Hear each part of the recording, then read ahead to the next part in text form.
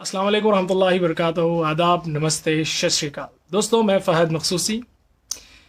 मैं ये वीडियो बिलखसूस हमारे हैदराबाद के एक जाहिल एमएलए के लिए बना रहा हूँ, तेलंगाना के एक जाहिल एमएलए के लिए बना रहा हूँ, जिसका नाम है राजा सिंह साहब। बराए करम मेहरबानी मेरी इस वीडियो को उन तक पहुँचाइएगा अगर कोई उनका करीबी देखता है तो बहरहाल राजा सिंह की आज एक वीडियो आई है। किसी ने मुझे भेजा और बताया कि भाई देखो ये किस तरह की बातें कर रहा है।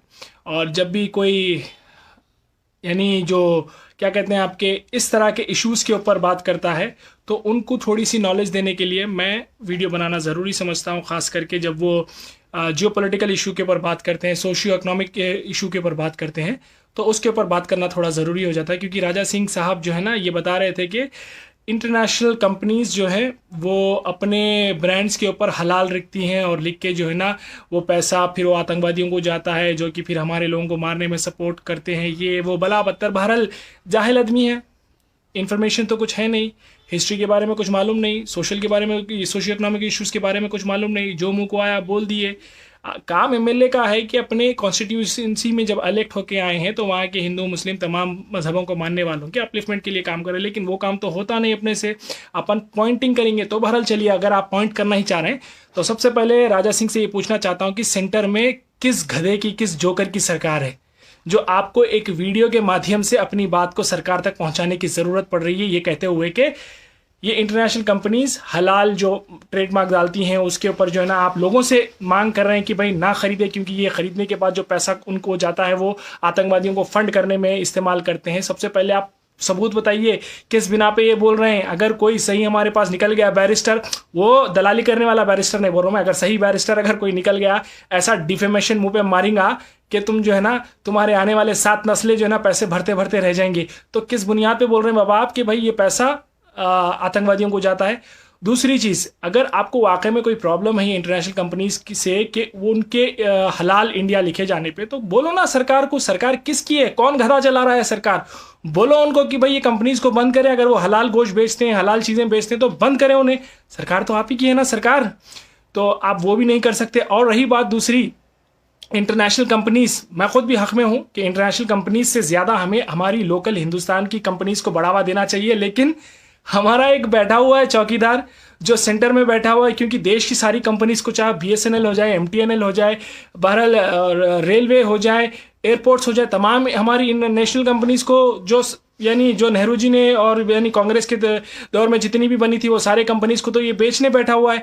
तो तब ये नेशनल कंपनीज को बेच रहा है, तो तभी तो इंटरनेशनल कंपनीज को मौका मिल रहा है कि वो अपने पंजे हमारे हिंदुस्तान में फैलाए।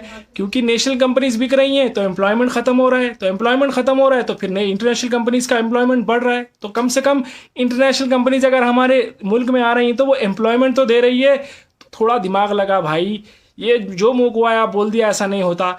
बोल रहा है कि भाई ये इंटरनेशनल कंपनीज आ रही, वो एम्प्लॉयमेंट लेके आ रही हैं, और बोल रहा है कि आतंकवादी जो है ना फाइनेंशियली उनको सपोर्ट, यानी कुछ भी, मतलब कुछ भी। अच्छा, एक और बात मैं बता दूं, बोल रहा है कि भाई मैं इसको और एक बात ये बता दूं, बिस्मिल्लाहिर्रहमानिर्रहीम। हाँ, तो आपको मालूम है आप जब भी आते उल्टा सीधा तमाशा करके चले आते, यानी चाहे वो बकरा ईद का मौका हो, कुछ भी हो, और इंटरनेशनल कंपनीज के बारे में भी जब आप बात करें, बोले कि भाई बाहर एक्सपोर्ट करते हैं तो हलाल करके कर सकते, लेकिन हम लोकली हलाल नहीं बेचना चाहिए। तो आपको मालूम है राजा सिंह के दुनिया में सबसे ज़्यादा मीट एक्सपोर्टर कंट्रीज कौन सी है? सबसे पहली है ब्राज़ील, उसके बाद है इंडिया। अब इंडिया के अंदर जब अगर आप आ जाएंगे तो इंडिया में सबसे ज़्यादा मीट एक्सपोर्ट कौन करते हैं पता है आपको?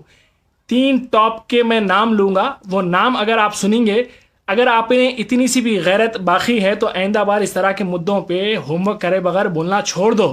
टॉप के 3 लोगों के नाम हैं। सबसे पहला है अरेबियन एक्सपोर्ट प्राइवेट लिमिटेड, जिसके ओनर हैं Sunil Kapoor. Arabian export private limited जो दुनिया भर में मीट भेजते हैं हिंदुस्तान से, जो कि हिंदुस्तान के अंदर तो बैन है लेकिन बाहर भेजा जाता है, वो उसके ओनर हैं सुनील कपूर। दूसरे हैं MKR फ्रोजन फूड, जिसके ओनर हैं मदन एबॉट। ये भी एक नाम से हिंदू कहलाते हैं। और तीसरे हैं पीएमएल इंडस्ट्रीज जो कि जिसके ओनर है एएस बिंद्रा। तो ये सबसे पहले तो आप एक्सपोर्ट करना छोड़ दो, उसके बाद शायद हमारे पास जो है ना, हम लोग मुसलमान दूसरे मज़हबों की रिस्पेक्ट करते हैं और इसी रिस्पेक्ट में हमने तो हमारे देश में मांस खाना छोड़ दिया है, तो आप बाहर भेजना भी छोड़ दो मेरे भाई। और बोलते हैं कि भाई नहीं बाहर पैसा जाएगा, तो बाहर अगर ये जाएगा सामान तो उनको हलाल लिख के देना क्योंकि वहाँ से हमारे पास पैसा आएगा। बड़ी पते की बात है। तो बाहर से पैसा आने वाला काम अगर आप के लिए आप अपने धर्म के खिलाफ जाके धर्म को, यानी मैं उस तरह का शब्द इस्तेमाल नहीं करना चाह रहा हूं, लेकिन धर्म के खिलाफ जाके भी आप अपने गौ माता को जुबा करके या काट के उसको बाहर भेजने के लिए तैयार है, लेकिन अपने देश के अंदर किसी गरीब को कारोबार करने देने के लिए तैयार नहीं है। चलो मैं माना पैसे के लिए आप अपने धर्म को बेच सकते हैं, ये यहाँ पे आपने साफ दिखा दिया। और दूसरी बात, आप ये कह रहे हैं कि भाई बाहर से पैसा आता है तो मंजूर है, तो बाहर से अगर पैसा लाना ही है तो फिर बाहर पैसा भेज क्यों रहे हो? अब मैं पूछेंगे कैसे पैसे भेज रहे हैं भाई? आप पेट्रोल क्यों खरीद रहे हो?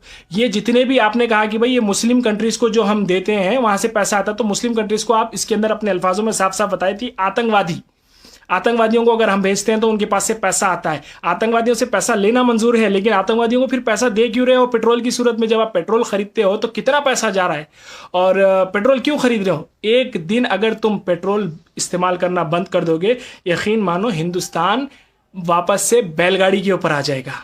अपनी अक्ल चलाओ। और खरीदते तो हो पेट्रोल 35-40 के दाम में, और ऊपर से हिंदुस्तानियों को ही जो है ना चूल्हा लगा रहे हो 115 के दाम में। ये फिर ये करप्शन का कहाँ से मौका मिलेगा सरकार को?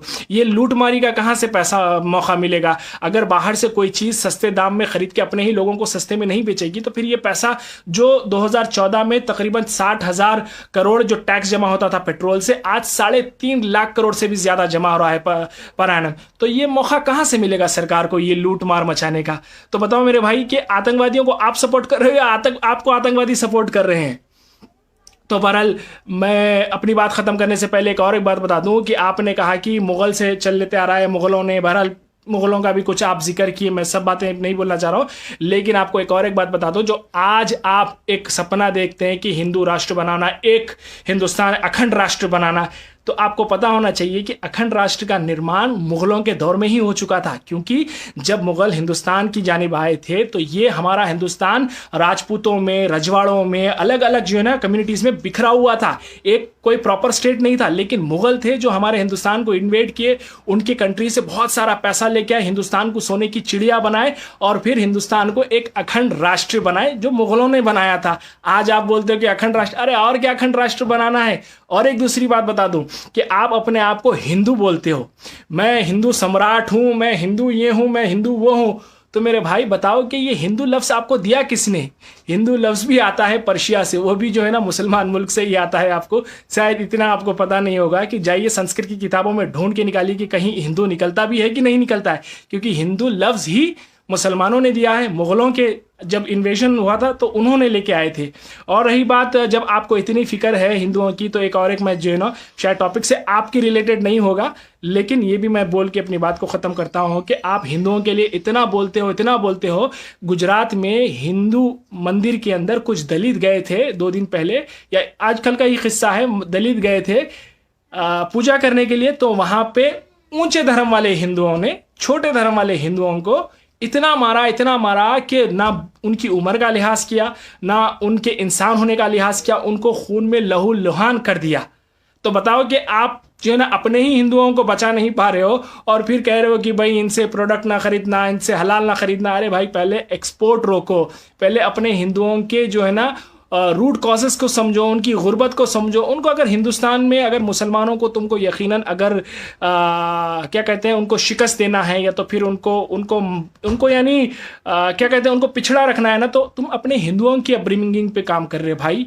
हिंदुओं को अच्छी तालीम देने के लिए काम करो, अच्छे एम्प्लॉयमेंट के लिए काम करो। तुम जो है ना एक यानी 14% मुसलमानों को दबाने के लिए 86 हिंदुओं के ऊपर जो ना जो जुल्म कर रहे वो तुम्हारी नज़र नहीं आ रहा। बहरहाल हम टॉपिक से डिविएट अपडेट नहीं होंगे।